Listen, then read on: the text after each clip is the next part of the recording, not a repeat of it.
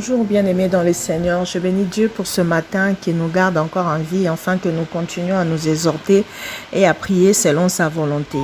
Aujourd'hui, nous allons s'exhorter dans le livre des Actes des Apôtres, le chapitre 10, le verset 1 à 5. J'ai lu au nom de Jésus. Il y avait à Césarée un homme nommé Corneille, centenier de la cohorte dite italienne. Cet homme était pieux et craignait Dieu. Avec toute sa famille, il faisait beaucoup d'aumônes au peuple et priait Dieu continuellement. Vers la 9e heure du jour, il vit clairement dans une vision un ange de Dieu qui entra chez lui et qui lui dit « Corneille ». Les regards fixés sur lui et saisi d'effroi, il répondit « Est-ce Seigneur ?» Et l'ange lui dit « Tes prières et tes aumônes sont montées devant Dieu et il s'en est souvenu. Envoie maintenant à Jopé et fait venir Simon surnommé Pierre. Il est logé chez Simon le corroyeur, dont la maison est près de la mer. » Bien-aimés, dans la Bible, nous voyons que Dieu n'exorce pas les pécheurs. Jean 9, 31 nous dit « Dieu n'exorce pas les pécheurs, mais il honore celui qui fait sa volonté. » C'est celui-là qui exauce les prières. Parce que ici, nous voyons que Corneille, c'était un païen. Un païen à cette époque-là, c'était des gens que les Juifs ne devaient pas s'approcher. C'était des étrangers, ils ne devaient pas manger avec eux. Un païen, selon la définition de la Bible, c'est un non-juif. C'est pourquoi j'aimerais attirer l'attention sur le mot païen. Bien-aimé, un païen, pour la Bible, c'est un non-juif.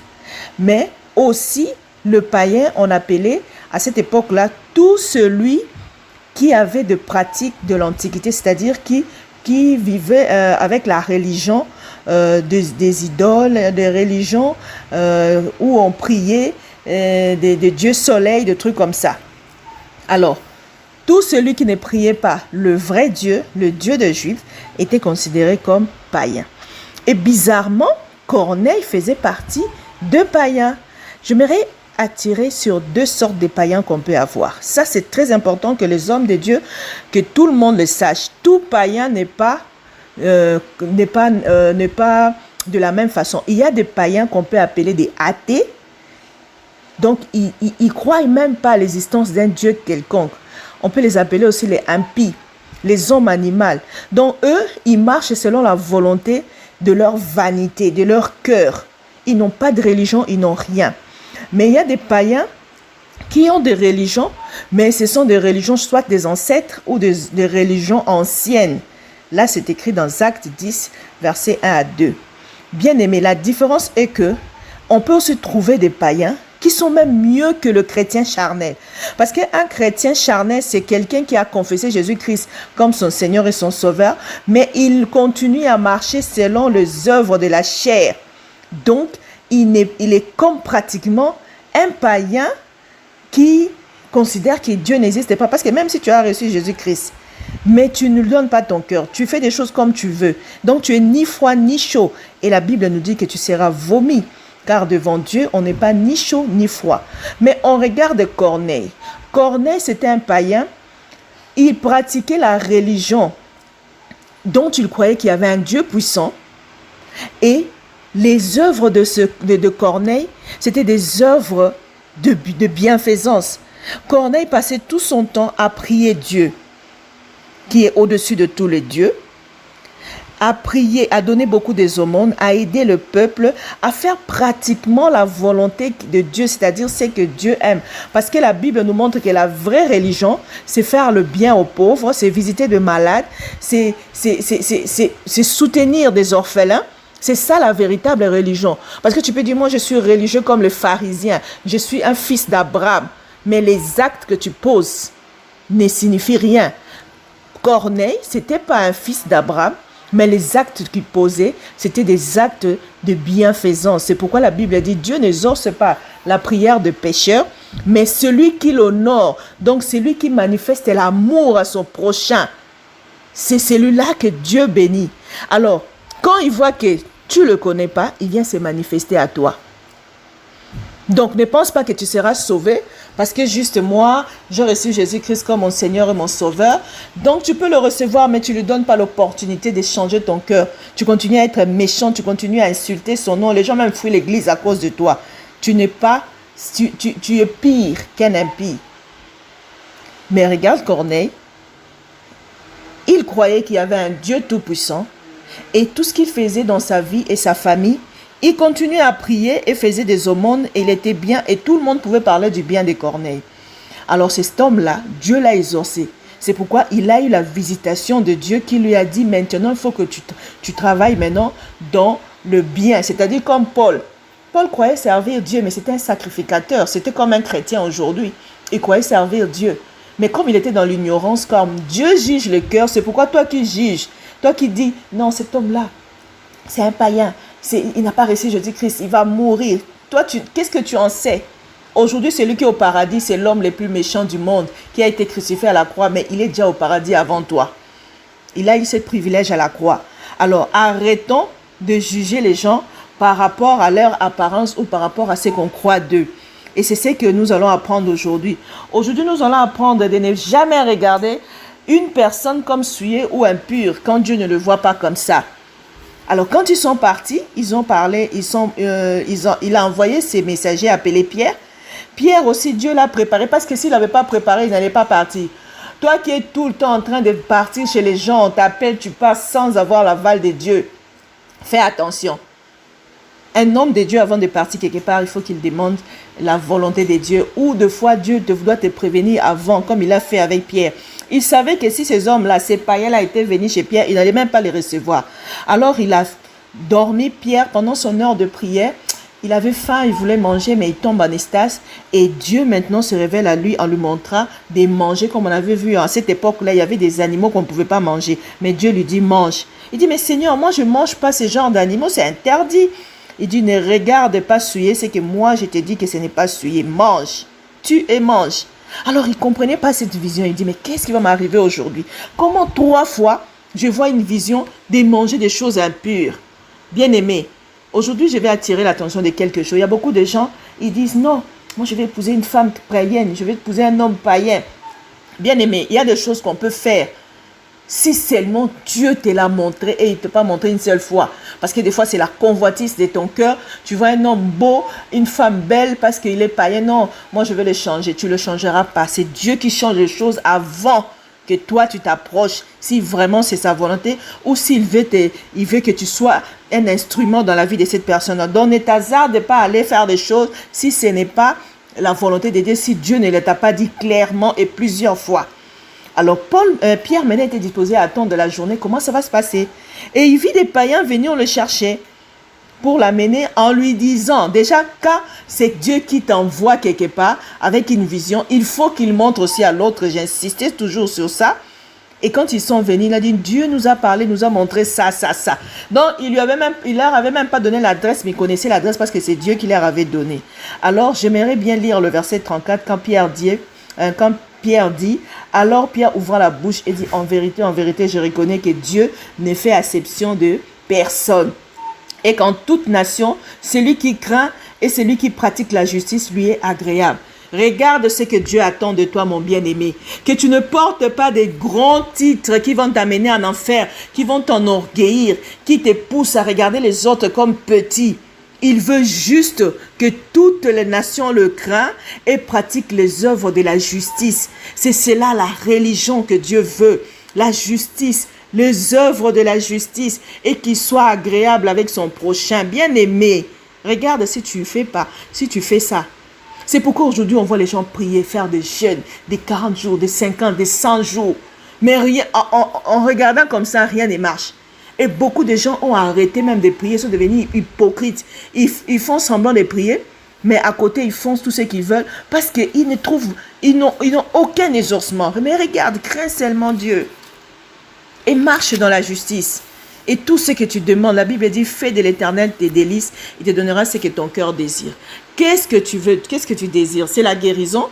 Qu'est-ce que tu désires? C'est le changement de ta famille, que ta famille soit sauvée, que ton enfant, que ton mari soit sauvé.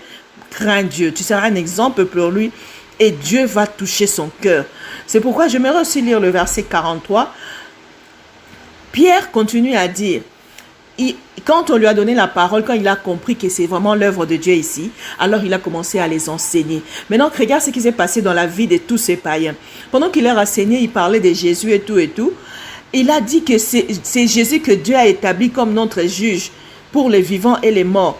Et tous les prophètes ont rendu témoignage de Jésus là.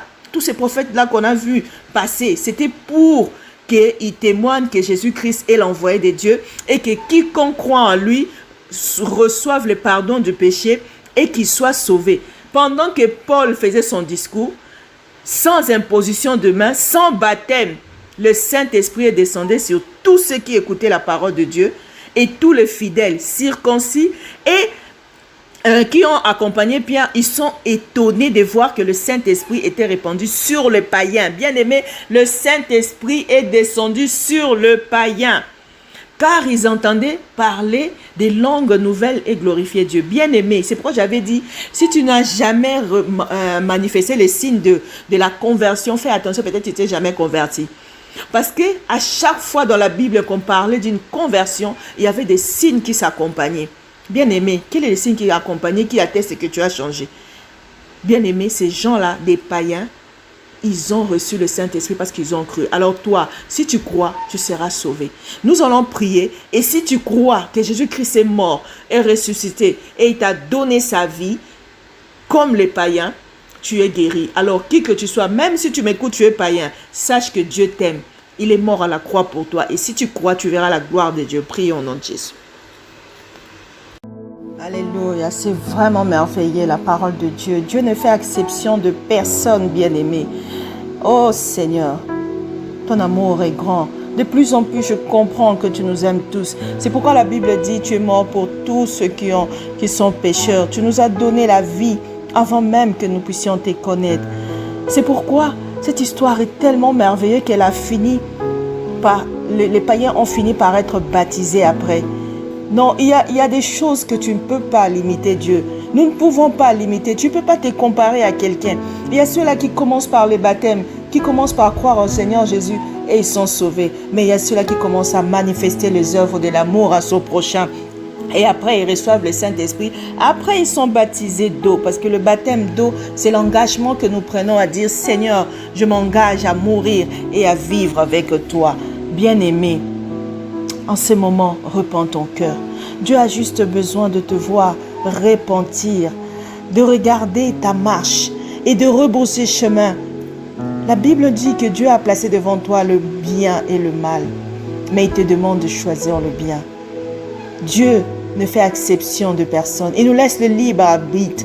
Tu as dirigé ta vie comme tu l'as voulu, mais regarde le résultat. Est-ce que tu en as tiré des bonnes choses? Tu as amassé, tu as sémé dans le monde.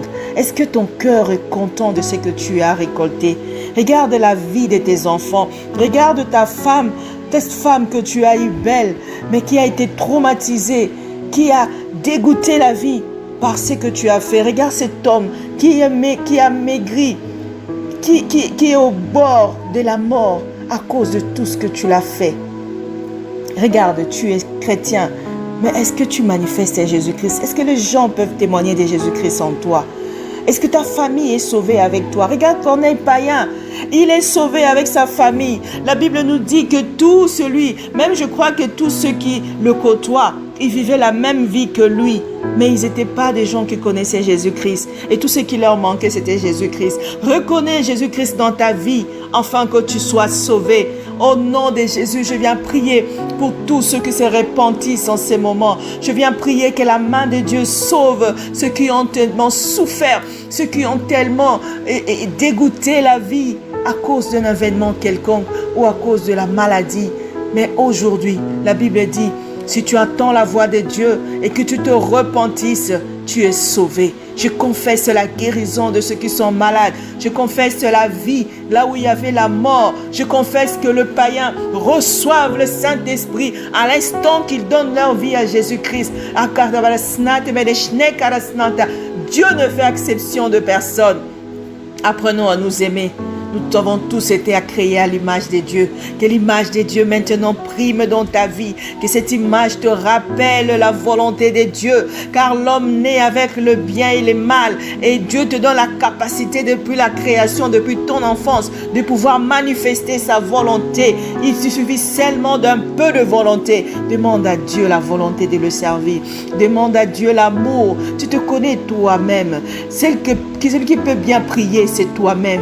Parce que tu sais ce qui ne va pas en toi. Tu sais ce que les gens te reprochent. Tu as la possibilité de dire, Seigneur, les gens disent ça du moi. Mais j'aimerais changer ça. J'aimerais être ton image. J'aimerais refléter ton image. J'aimerais te ressembler ce matin. J'aimerais vivre une nouvelle vie. Je te donne ma vie. Je te donne mon cœur, mon âme. Fais de moi ce que tu veux que je sois. Enfin que je sois un habitat pour toi. C'est ce que Dieu veut. Il ne te demande pas de faire des sacrifices. Il ne te demande pas de faire de grandes choses. Car le sacrifice, il a porté à la croix. La Bible dit qu'il a donné la rançon qui te tenait captif. Tu es libre, mon frère. Tu es libre, ma soeur. Tu es un enfant de Dieu. Prends seulement ce qu'il t'a donné. Pourquoi compliquer les choses? Pourquoi l'évangile est devenu si compliqué au moment où elle est simple?